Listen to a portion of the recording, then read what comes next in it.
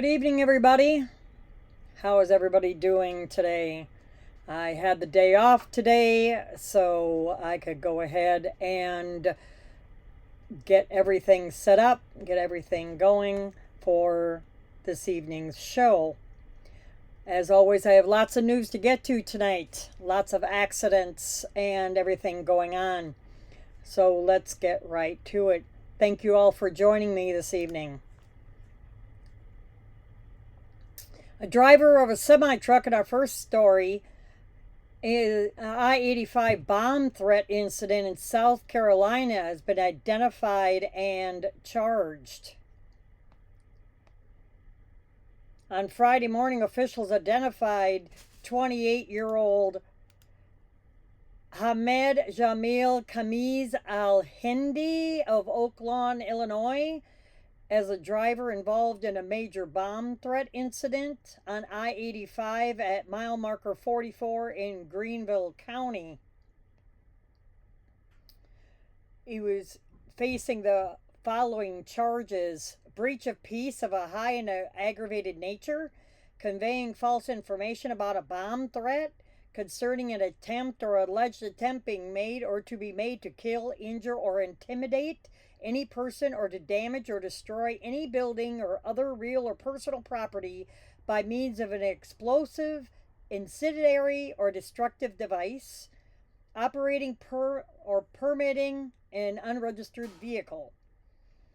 The South Carolina Department of Public Service also stated that the tractor trailer involved in this incident was registered to Globe Transportation out of Illinois.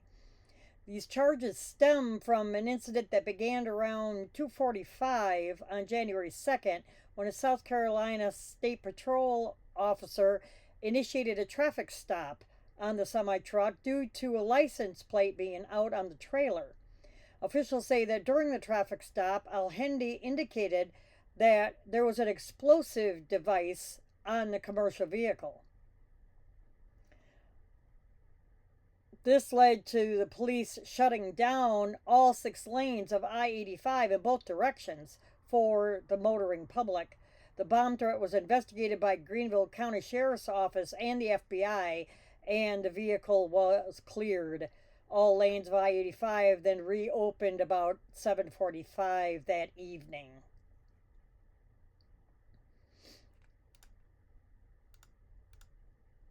And our next story, see if I can get to it real quick. Oops, excuse that. Trucker with an oversized load avoids striking a railroad bridge by reversing onto an on-ramp. A truck driver with an oversized load avoided hitting a bridge in Nashville on Friday morning by reversing onto a nearby on-ramp. This incident occurred January 3rd, they're again around Nashville, Tennessee, at about 7:30 in the morning on Interstate 40 West, and that's a big spaghetti bowl down almost downtown Nashville. According to the local news, a tractor trailer was hauling an oversized dump truck along I-40 going westbound when it stopped short of the railroad bridge between Elm Hill Pike and Arlington Avenue. The driver realized that the load would not successfully fit underneath the bridge and decided to put the truck in reverse and come to a stop in the left lane of I-40 westbound. The Tennessee DOT dispatched several units to the scene to direct traffic flow around the truck before closing a portion of I-40 westbound to allow the semi to reverse onto I-24 East ramp. I-24 East on ramp, excuse me. The driver was able to reverse back onto I-24 East, and I-40 was then reopened to traffic. The bridge was not damaged due to the incident. No further information has been released. A lot of times those oversized loads will have a certain routing for their permits, so you can go ahead and it's supposed to follow the routing. But as I mentioned, right there where this truck was, I-40 comes around. There's I-40, then there's 24, then there's 65. It all merges together right in a cluster toward in downtown Nashville. And it's they each jut off in different directions. So it's really hard to figure out which lane you need to be in. All the times that I've been through there over the years, I still get mixed up on where I need to go when I'm in Nashville. It's, like I said, it's real easy to do. And our next story, I-70 in Illinois reopens after a 40 vehicle pileup. This is after the major snowstorm that happened. Officials were able to reopen I-70 following a pileup crash involving dozens of vehicles. The pileup occurred on January 5th around 1:30 in the afternoon east of Greenup, Illinois. The local news reports at least 40 vehicles were collided in eastbound lanes of I-70 at mile marker 124, forcing the closure of interstate for hours. It was snow covered. I'm sure it was slick. All lanes were reopened shortly after 3 a.m. the next morning. There's no word on whether anyone was injured at the time this article was written. But if there was, I will keep you all informed of what's going on with that per normal. And there again, with the bad weather and everything, a cluster of semi-trucks blocked I-71 near the bridge going over the river for 7 hours during a storm.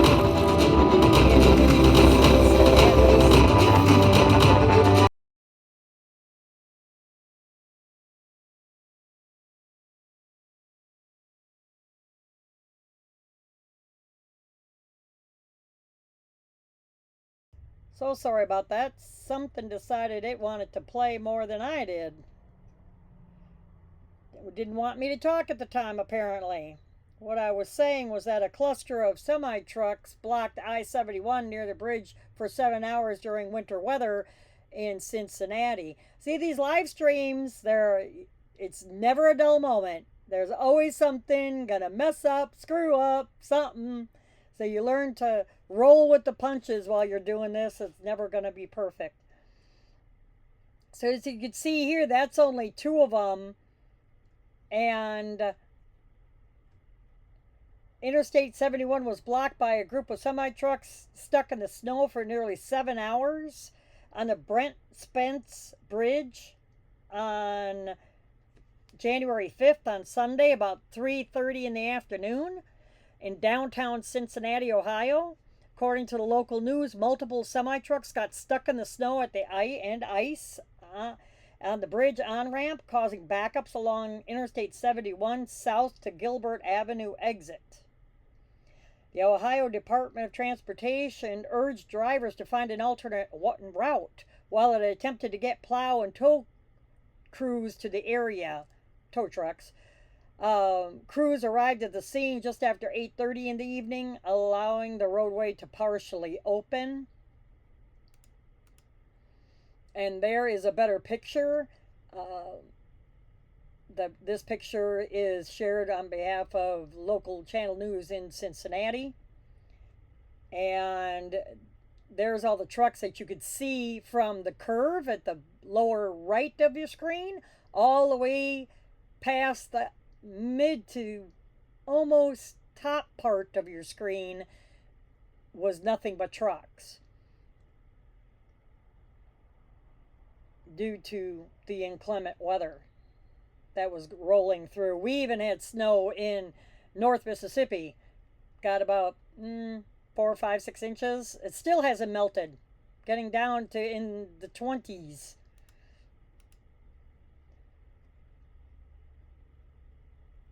And sometimes on my browser, I will have to say that for some goofy reason it automatically plays. So it's a pain in the butt when you don't, not expecting it. So that was a surprise when it decided it was just going to fire up and play something that had nothing to do with the show. Back to the news. So, with the CDL, commercial driver's license, downgrade rule in full effect, a number of drivers that are prohibited to drive, that they're CDL or it's a commercial learner's permit, CLP is commercial learner's permit, that amount, a number reaches up to 180,000. So, the FMCSA, Federal Motor Carriers Safety Administration, released a new report on the number of commercial vehicle drivers who are subject to automatic license downgrades due to drug and alcohol violations. They recently released the first new monthly reports on the drug and alcohol clearinghouse violations since the clearinghouse rule went into effect November 18th of 2024. Now, what the clearinghouse is, for those of you who are not in the trucking industry, it is a database that the federal government came up with that all of us drivers have to be a part of, a member of. And all of the companies, when we get drug tested, whether it's pre-employment, post-accident, random, speeding ticket, what have you, it all goes into this clearinghouse. And so you can't hide anymore. And drivers that used to go from company to company to company to company and have multiple licenses back in the day when it was a chauffeur's license, before it ever turned to a CDL, those days are gone. They really are. You get popped dirty on a drug screen that goes into this clearinghouse. It's a mandatory that they report to the clearinghouse, and then that's the next employer will pull, and it has to, of course, have to have your written permission to pull your records to see, if you ever pop dirty on a drug screen. Luckily, I haven't, knock on wood, I have never popped dirty on a drug screen in 36 years of driving. Never. So, anyway, this rule requires, back to the story, this rule requires that commercial vehicle drivers with violations of the clearinghouse have their commercial driver's license or learner permit downgraded by their state agency.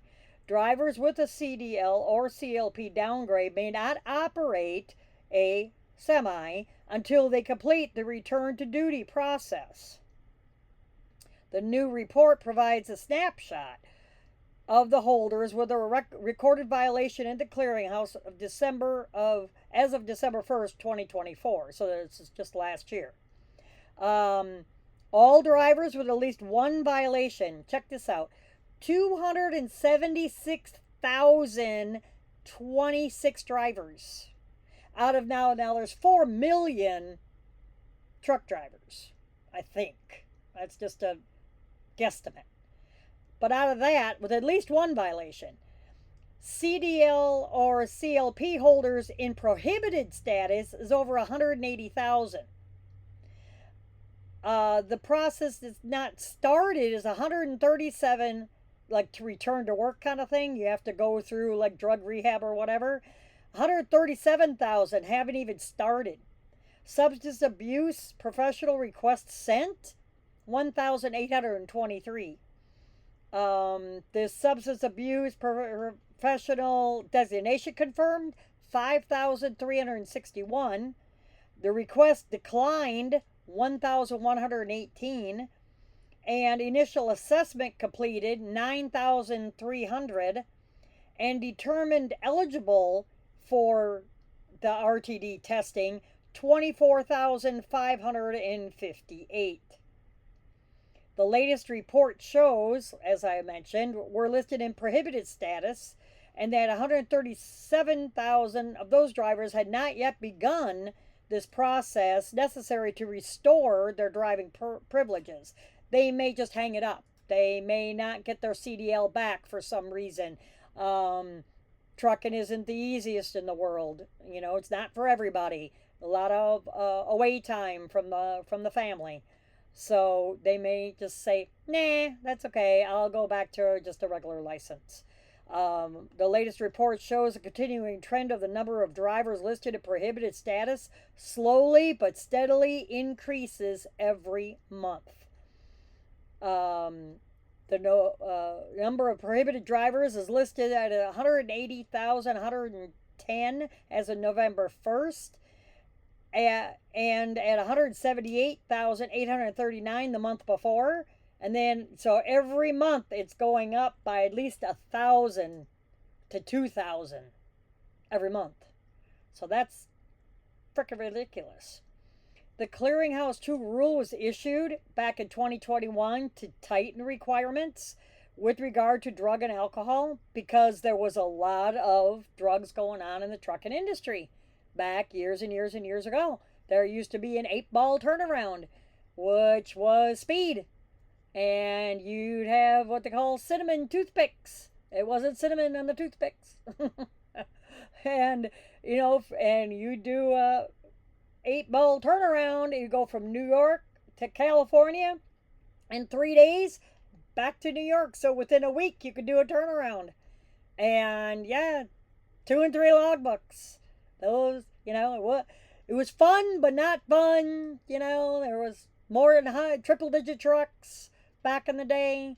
No satellites in the trucks. No electronic logging devices in the truck. It was all paper. So that's why we called them coloring books at the time. So all of this has changed now. That's where a lot of older drivers got off the road. The final rule went into effect for this clearinghouse in 2020, requiring motor carriers to query that, as I mentioned. And then, alcohol violation. They also test for alcohol too before hiring a driver, and once per year for existing drivers. So every year you had to get a random done. So, to make sure they're clean. And because, you're driving an 80,000 pound piece of equipment, and besides, couple, $100,000 to $1 million loads. Nobody wants you to be on the roads unsafe. I'm sure there's bad enough with all the accidents and everything out on the highway. So enough about that. And in this story, a lawsuit accuses Minnesota of violating a truck driver's constitutional right to bear arms. Now, that's just not in the state of Minnesota. That's federal. You have to, it's hard to get a conceal and carry permit. And every state has its own laws about conceal and carry. Some states, you can't have a gun in a commercial vehicle at all. Other states, you can carry just the gun, but you have to have it unloaded, put away, the bullets in a completely separate place, locked up, put away. Every state is different. So how this lawsuit's kind of picking on Minnesota, it's not just there that's going on. And with the drivers pulling guns over stupid reasons, do what you want, but I never had a problem. I don't have to carry a gun. You get a mother's look in your eye, they just turn around and walk away going, I don't want to deal with this crazy female. Period. And they just turn around and walk away. But anyway, back to the story. I digress. Sorry. A lawsuit filed this week accuses the state of Minnesota of infringing on the Second Amendment rights of 2 truck drivers by failing to recognize the other state's firearm permits. This lawsuit was filed in U.S. District Court for the District of Minnesota on January 7th, 2025, by the Liberty Justice Center, a group that describes itself as a non-profit public interest litigation firm. A suit was filed on behalf of 2 truck drivers, David McCoy, who's a Texas resident with a Texas license to carry, and Jeffrey Johnson, who's a Georgia resident, has a Florida concealed weapons license and a Georgia weapons carry license. The lawsuit accuses Minnesota of violating these two truckers' constitutional rights to bear arms in public and carry them in their trucks across state borders by currently excluding 29 states, including Texas, Georgia, and Florida, from the list of states' firearm permits it will recognize. Each year, the Minnesota Department of Public Safety reviews laws from other states governing the issuance of permits to carry weapons and chooses which states will receive permit to carry. Reciprocity. That's a word. Try to say that fast 10 times. Even though both men have lawfully issued firearm licenses, they are currently prevented from carrying firearms for self defense while in Minnesota because the state prohibits carrying a firearm for self defense in public or in one's vehicle without a Minnesota permit to carry or a permit recognized by the state. Due to this law, neither Mr. McCoy nor Mr. Johnson can exercise their constitutional right to bear arms for self defense due to fear of prosecution, which could jeopardize. I'm sorry.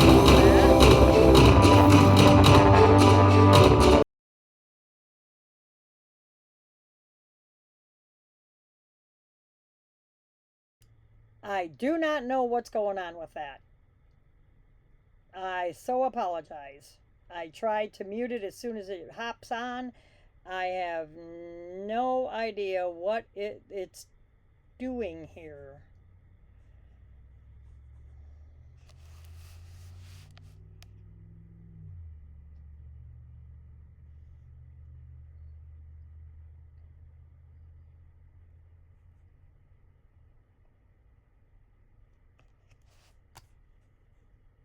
So that didn't happen on the last one, so I got something open that it's just not liking it for some reason.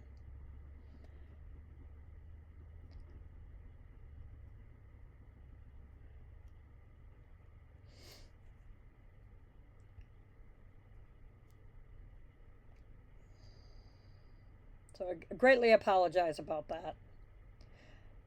Minnesota's refusal to honor other states' lawfully issued firearm permits places an unreasonable burden on the Second Amendment rights of individuals like Mr. McCoy and Mr. Johnson, who regularly cross state lines in the course of their work. Said the senior counselor at this Liberty Justice Center. There is no other constitutional right that individuals are prohibited from exercising until they obtain permission from the state. No one loses their right to free speech or freedom of religion by simply driving from Texas to Minnesota. So why should they lose their right to self-defense?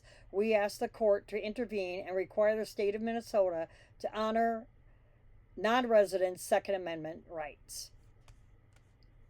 So just one quick second.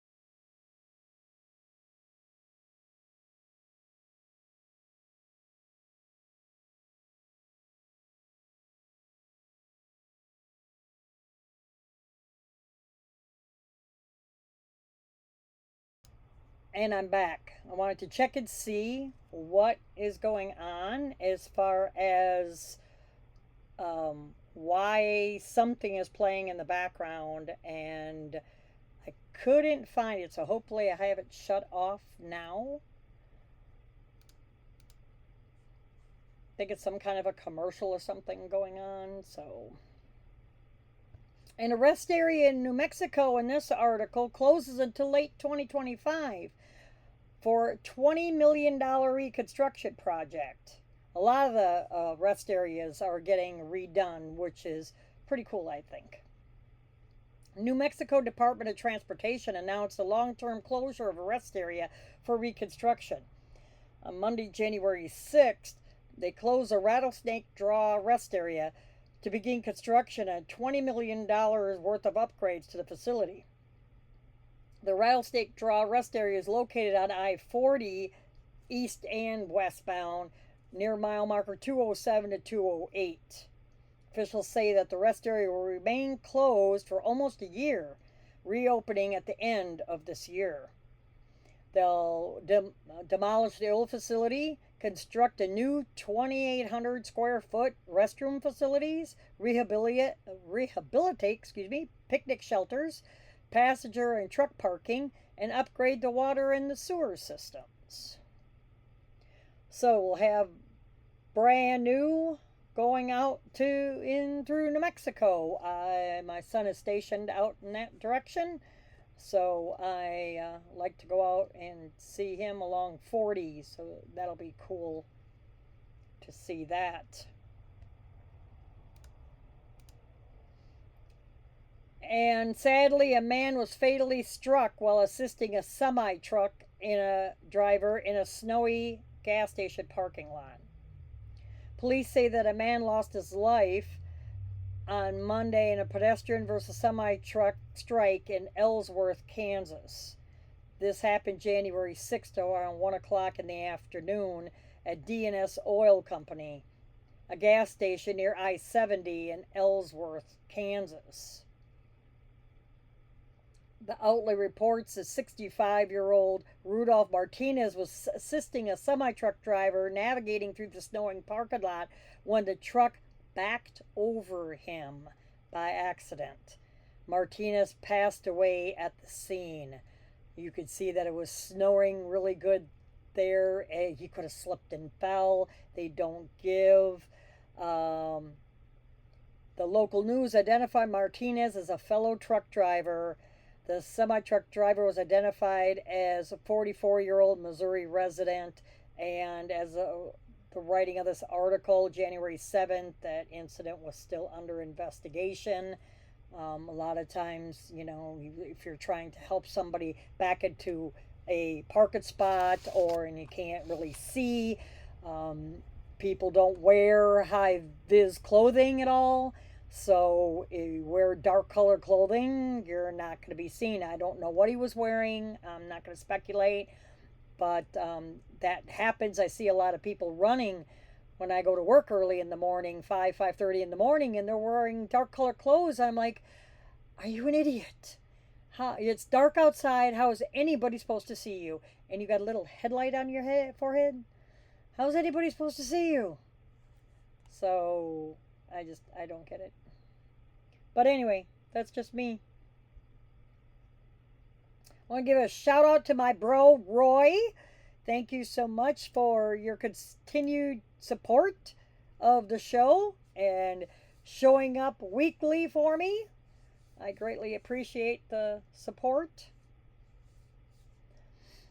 And in this article, a man accused of shooting a trucker in the leg on a San Antonio interstate was arrested. Thank goodness.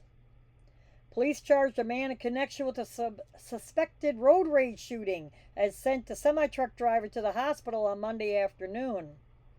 Jose Israel Terran, 22, was charged with aggravated assault, 22 years old, with a deadly weapon.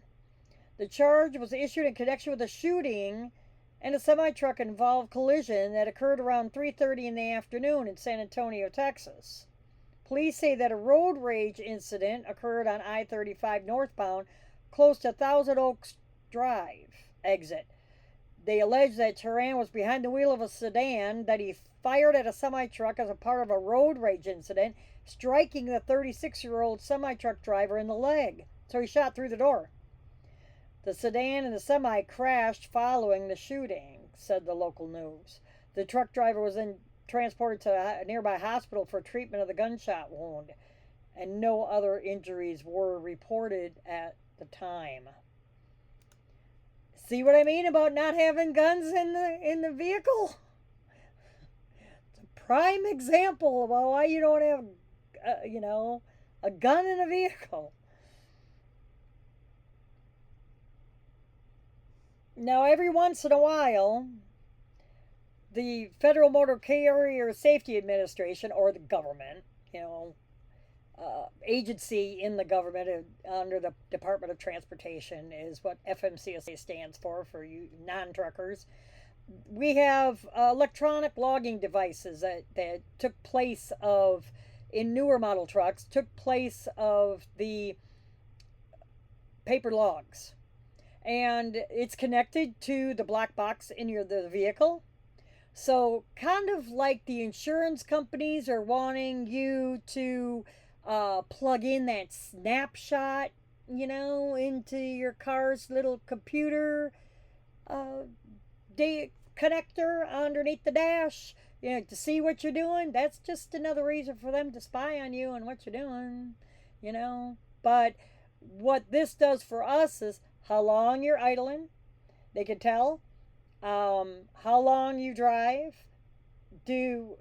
We have to, there's different rules. You gotta stop for a 30-minute break within 8 hours. You could only drive for 10. You gotta, take a 15-minute inspection at the beginning of your shift. Companies may have you do an inspection at the end of the drive shift. You have to, sleep for 10 hours minimum.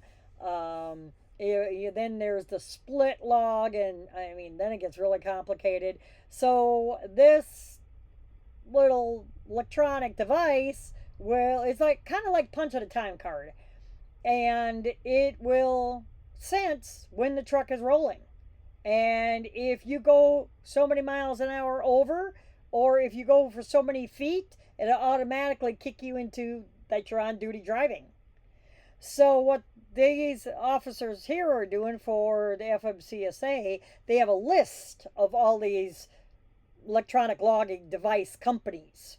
And these companies have to be approved by the feds in order for, the carrier to use them, the trucking company to use them. So every once in a while now, they're having to go through the whole list, and they have to make sure that all of these ELD companies are following their guidelines, which there's pages. And if you don't follow the guidelines, you're not going to be on their approved list, so then the trucking company can't use you. And that's what this story is about. That they just got done taking off 6 ELD companies off of their list of approved devices, and the trucking companies only have 2 months to figure out something else and to stay in compliance. Otherwise, they get a big ticket. The clock is ticking for carriers as the FMCSA removes 6 electronic login devices, or ELDs, from the agency's list of approved devices. These revoked devices are as follows: Blue Star ELD, Roadstar Solutions, United, Speed, and 2-Track Insure. The FMC revoked approval for these 6 ELDs for failure to meet their minimum requirements.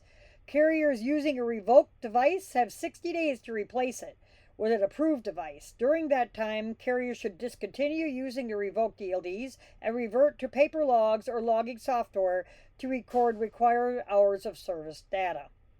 And the driver, I'm sure, could get a ticket. Now, again, that's my speculation. I don't know for sure. But if you're using a ELD that is not approved, that, especially being an owner operator, you get it as a company, and you also get it as a driver if you are an owner operator with your own authority like I had.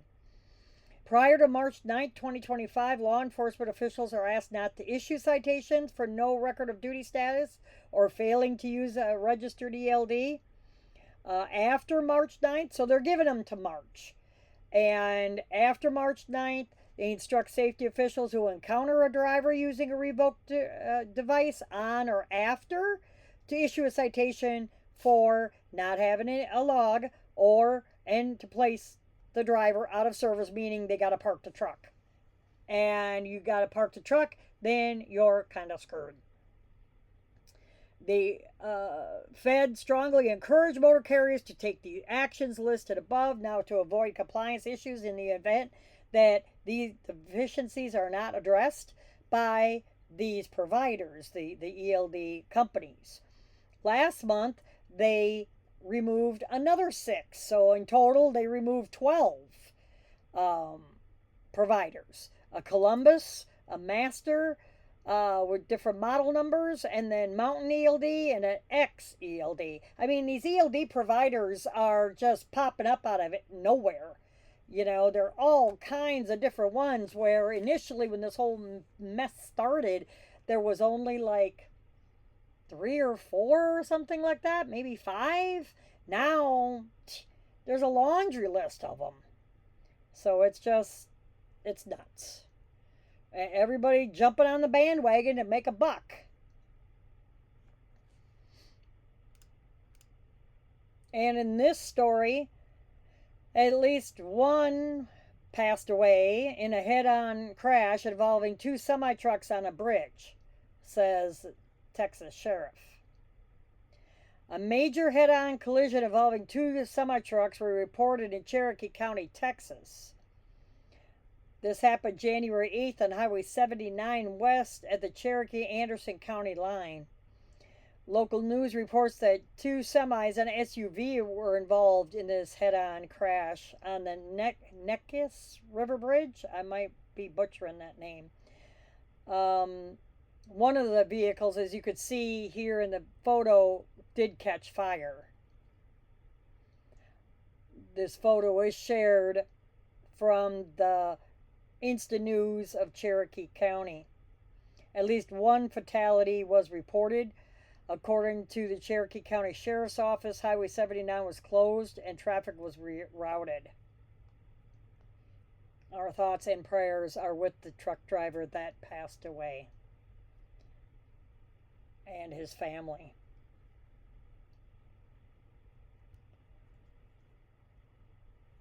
And in our next story, family sues Florida Highway Patrol and a trooper after a trucker was killed in a crash during a police chase. A trucker's family has filed a wrongful death lawsuit against the Florida Highway Patrol and the estate of a deceased trooper following a fatal crash that occurred during a high-speed police pursuit, which happened last year. The family of truck driver Arsenio Maz, 55, filed a suit against both the Florida Highway Patrol and the estate of Trooper Zachary Fink on December 27th last year. Maz died in a crash in St. Lucie County, Florida on February 2nd of 2024. Trooper Fink, 26, was pursuing a Kia. Driver was Michael Anthony Addison at 32 on Interstate 95 when the crash occurred. Trooper Fink, who was in the area, saw the vehicle make a U-turn and begin driving on the wrong direction of the interstate. Trooper Fink then moved to make a U-turn and his vehicle was struck by a semi-truck near the mile marker 120 southbound on I-95.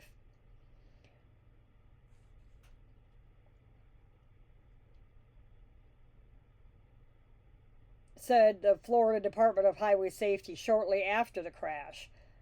The truck driver died at the scene and Fink passed away in the hospital shortly after the crash. So he was trying to flip around and chase the guy down, and in doing so, it got into the path of the semi-truck, as you can see here, and they hit so hard that he flipped the truck.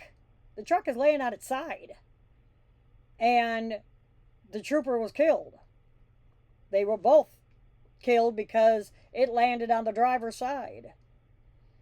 The suit also alleges, the lawsuit accuses Fink of operating recklessly during a police pursuit and stated that Fink cut across all southbound lanes of traffic from the outside lane to the inside lane in pursuit.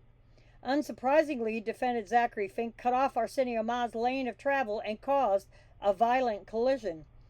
This suit also alleges that Fink drove at speeds of up to 120 miles an hour during the pursuit and that he disobeyed all Florida Highway Patrol policies.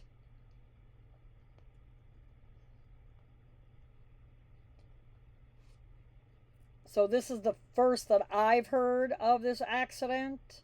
But there again, I was not really reporting on the news back then.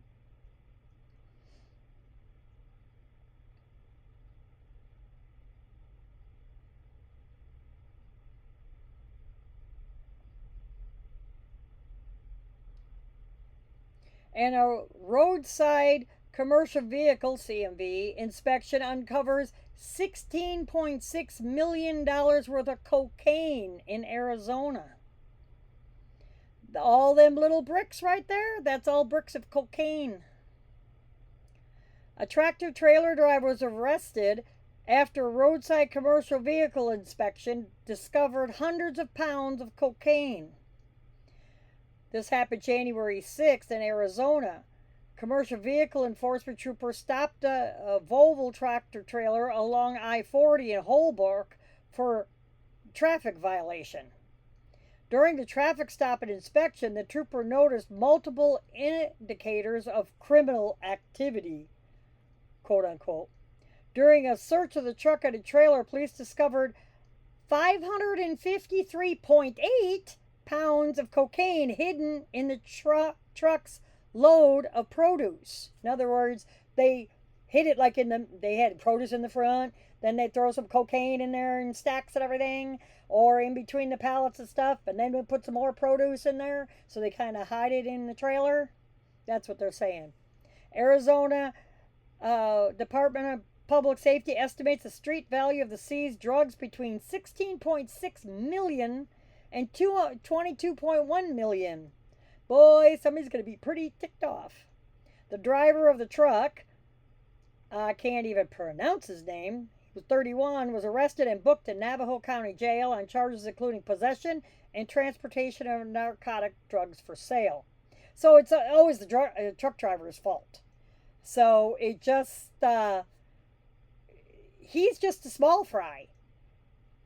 Go after the cartels that are shipping this crap in to the kids, to the middle schoolers, to the elementary schoolers even. These kids are starting to do drugs younger and younger and younger. That's why I worry about my grandson. He's only 2.5, you know. But how, they're not going to worry about high school anymore. They're going after middle schoolers and even elementary schoolers now. It's crazy. Authorities say that the drugs being smuggled from Salinas and Los Angeles, California, up to Canada.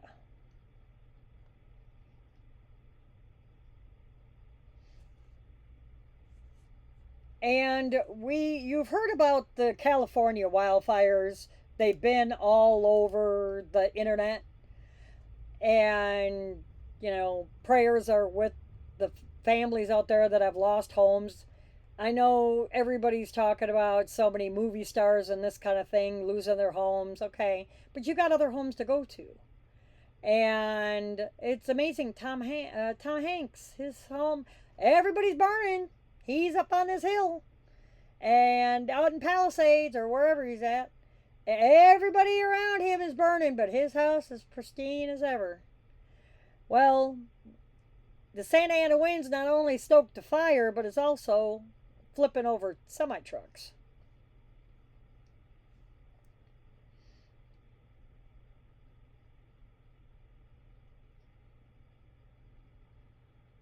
Pulling this story up, it's going to take just a second.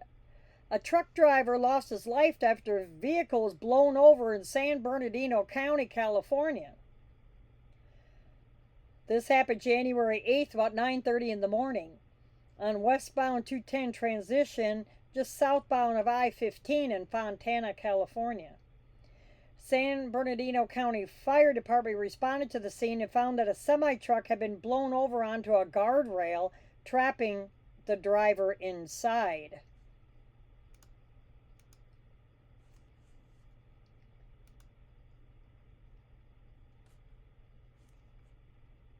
One second. Let's make that a little bigger so you can see it.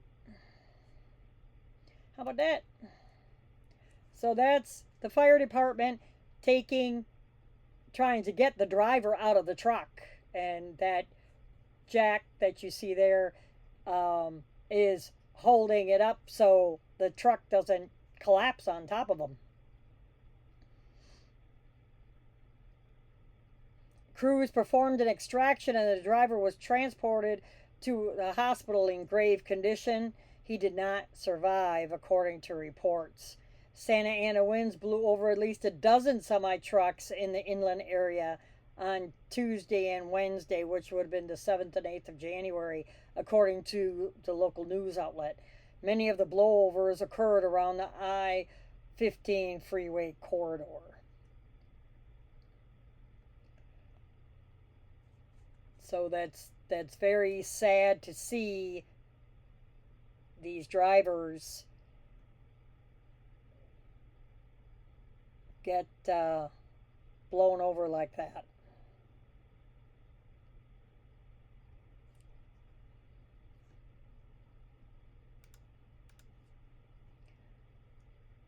And in this story, Iowa State Patrol commercial vehicle unit is asking truckers to check their mirrors and stay alert after encountering a semi-truck driver with major tire problems. You think? They're missing. This happened January 8th. Iowa troopers encountered a semi on I-380. It's right around Des Moines, I think, and conducted a traffic stop. Not only were both tires missing, but due to the trailer being loaded, it resulted in the remaining dual set being extremely overweight. So not only did they get him for not having any tires, but the weight was transferred from the back axle to the front axle, and then that made the front axle overweight, so he got a heck of a weight ticket on top of that. Said the patrol officers.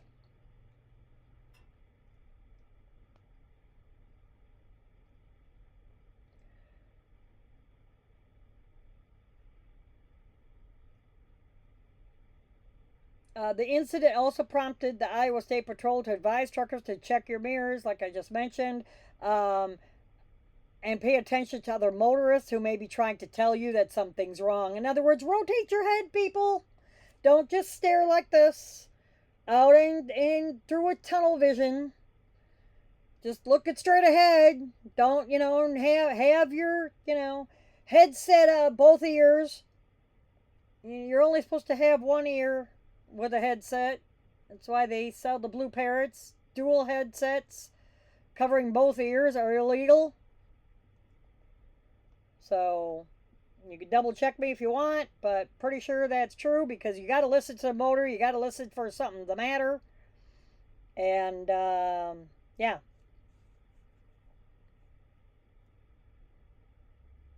Getting back to my list of articles here.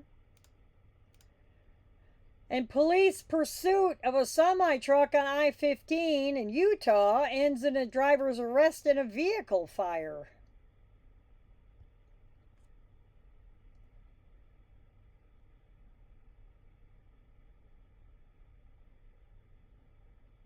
Truck driver was arrested following a police pursuit near Beaver, Utah on Thursday afternoon.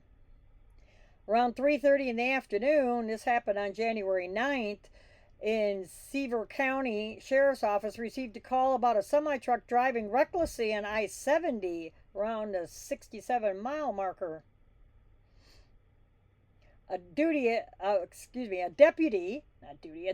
attempted to stop the semi on westbound I-70 near mile marker 25, but the driver reportedly failed to stop and continued operating erratically. According to the local news reports, that police used spike strips to stop the semi, but it continued driving on I-15. The spike strips will shred the hell out of your tires. The police pursuit continued with the truck driving on its rims, producing a large amount of heavy black smoke.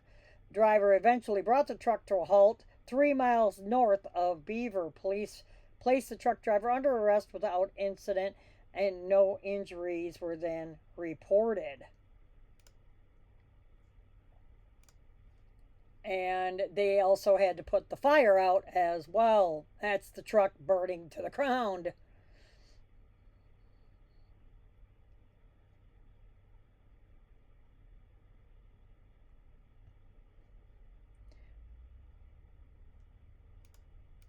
And up next, 2 more months of closures for exit ramps damaged by an oversized load with a bridge strike that happened back in December.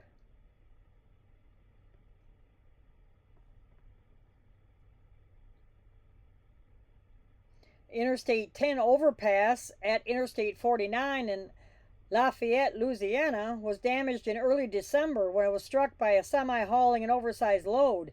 Now, the Louisiana Department of Transportation and Development says that 2 exit ramps in the area will stay closed for a while longer. According to the local news, repair of the overpass will take around 2 months to complete, meaning that the ramps from I 49 to I 10 East and I 10 East to I 49 North will remain closed during that time. Officials say that a new girder must be manufactured to replace the damaged one, which will take about a month. After that, installation of the new girder will take about another month. I'm thinking, depends if they use concrete or steel. Because you got steel girders, you got concrete girders on bridges. So, it just depends as far as that goes.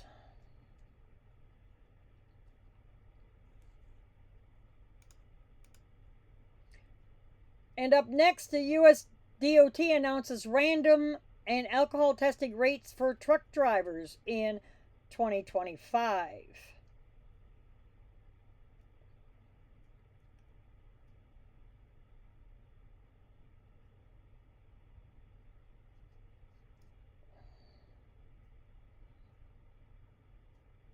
So remember I was mentioning to you about the clearinghouse just a few articles ago or earlier in the show that everybody has to go ahead and be a part of this drug clearinghouse, drug and alcohol clearinghouse. Well, this is about the random drug screens that your company could call you and say, you got 2 hours to get to this clinic to take a urine sample. And the rates for this is every year they announce the drug and alcohol testing rates, including truck drivers. It's going to, let's see, the random testing rate will remain at 50%. The random alcohol testing rate will also remain at 10%. In other words, this year, to make it short, this year is not going to change at all. So I won't go into that a whole lot. It's getting to where this show is going to last an hour this time instead of just 30 minutes. So I want to thank you for hanging in with me for an hour. I greatly appreciate it. A driverless trucking company takes the government, FMCSA, to court in a war over warning triangles. So a couple of weeks ago, I discussed how this trucking company, they had driverless trucks with all the cameras and everything on the front of the truck, wanted to get away from the requirement of having the reflective triangles have to be put out when the truck is stopped for any reason on the shoulder of the highway, if it's broke down or something like that. And they're saying, no, no, no, no, we don't want that. And I'm thinking, I don't want driverless trucks on the road, period, because people can't drive when they're behind the wheel, let alone a driverless one doing something like that. So this company, FMCSA, saying, no, we're not going to make a, what's the word that I want to use? A certain policy for you, or you can get away with not doing it. I can't think of the word right now. I'm sorry. Brain fart. But so the company gets ticked off and they're going to take them to court over triangles.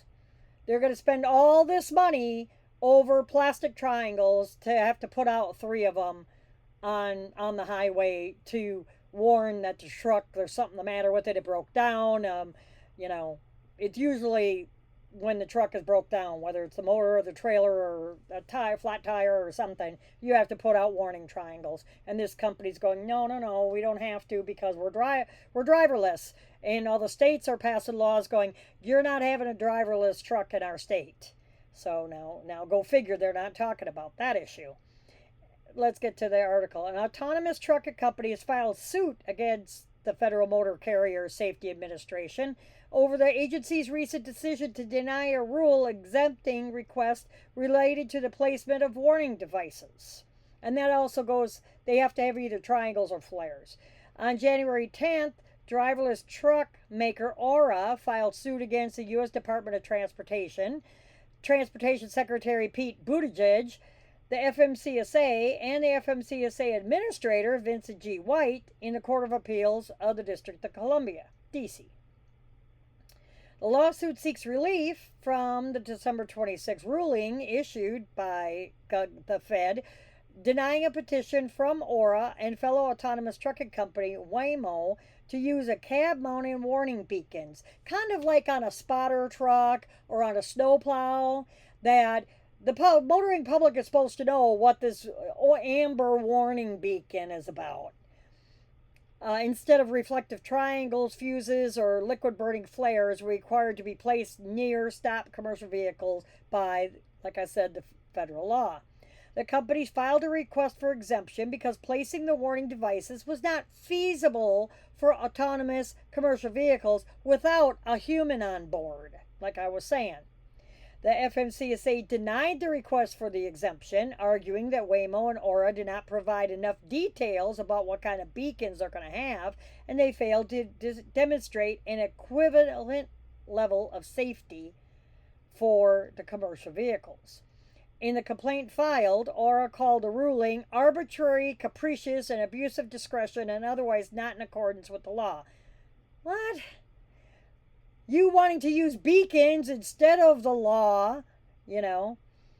The suit points to two separate studies conducted by Virginia Tech Institute and Aura that allegedly demonstrate that the commercial vehicles are equally or more effective in enabling road users to detect, recognize, or react to a hazard presented by a commercial vehicle parked on a roadway as compared to a human-placed warning devices. You know, the truck's going to get hit. Either whether you run over triangles or you see a flashing light. You know, sometimes people gravitate toward a flashing light. Won't you find yourself, like if you're following a snowplow or something, you know, you kind of like focus on those flashing lights even though you saw them from a distance? I find sometimes I did that back in the day. Anyway, back to the article. They also pointed out to the fact that FMCSA warning device regulations are decades old. They called into question safety issues caused by truck drivers getting out on the road to place the warning devices, stating that countless truck drivers have been killed by oncoming vehicles while placing these warning triangles. They don't state a number. They just say countless. That is so vague. I could say countless numbers of truck drivers died in their bumps over the years. It's not a number because they don't know the number. Anyway, I digress. We live in the greatest country in the world. It is my firm belief that the revolution in automotive safety technology has taken place since the current roadside warning system was put in place in 1972. Should be reflected in today's trucking regulations, says the president. Of course he would. And earlier in the week, FMCSA proposed a study to evaluate whether warning devices meaningfully influence crash relevant aspects of human performance in the presence of a parked or disabled commercial vehicle, and if so, how and to what extent. So we don't care that you're taking us to court, but we're gonna put a study together about that, like they always do. Let's study on that for a while. But anyway.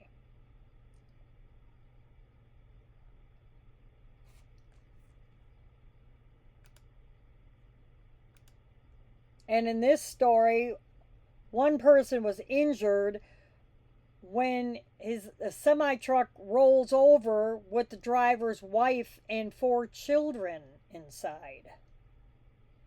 One person was injured when a semi truck overturned on January 12th in Farmington, Maine, about 11 o'clock in the morning at the intersection of New Vineyard and Fairbanks Roads. According to the local news, a 47-year-old trucker was hauling bottled water with his family along for the ride when he failed to stop at an intersection. Tractor trailer went off the road and overturned, coming to a stop on its side. Excuse me. First responders helped the woman and 4 young children out of the truck following the incident and evaluated them for injuries. The woman was then transported to the hospital with minor injuries, probably bumps and bruises. The rig's fuel tanks were ruptured in the accident, and the Maine EPA was called to the scene to help with the cleanup. Semi truck is owned by JJS Transport of Lawrenceville, Georgia. Wonder how that company's gonna react when they find out that their driver had the wife and the kids in the truck with them, because not saying how the ages of the children. And finally, 2 people were trapped inside a pickup truck as a semi truck crashes on top of it.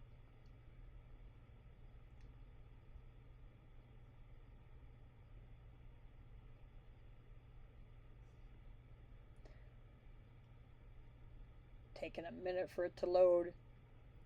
2 people were rescued from a crash involving a semi truck and a pickup truck on 710 freeway in California. This happened January 2nd, about 10 to 2 in the afternoon, California time, in Long Beach, California. According to the local news, the cause of the crash was unclear at the time of the writing of the article. Long Beach Fire Department arrived at the scene to find a semi-truck cab and trailer on the roof of a pickup truck, trapping 2 people inside. It looks like that's a container trailer, like you would see at the port or at a rail yard. Could have blown over from the looks of it. It's just me speculating. Firefighters were able to free one of the people and then called a heavy wrecker to help free the second. No information on the injuries were released. All lanes of the freeway were blocked for about a half hour. Traffic backups reached south of Anaheim. No further information on the crash was released at that time. The update, the 2 people in the pickup truck were taken to the hospital with non-life-threatening injuries, according to California Highway Patrol. So thank you so much for joining me again this week on another episode of Julia's Truckin' Cafe. I greatly appreciate it. And let me know your thoughts in the comments below. What did you think about the intro music a little bit? And didn't like it? You think an hour show is a little bit better than like a 30-minute show? And what do you think about the stories? Put your comments in the comments below. I greatly appreciate it. I do read them all. And have a good night until next time.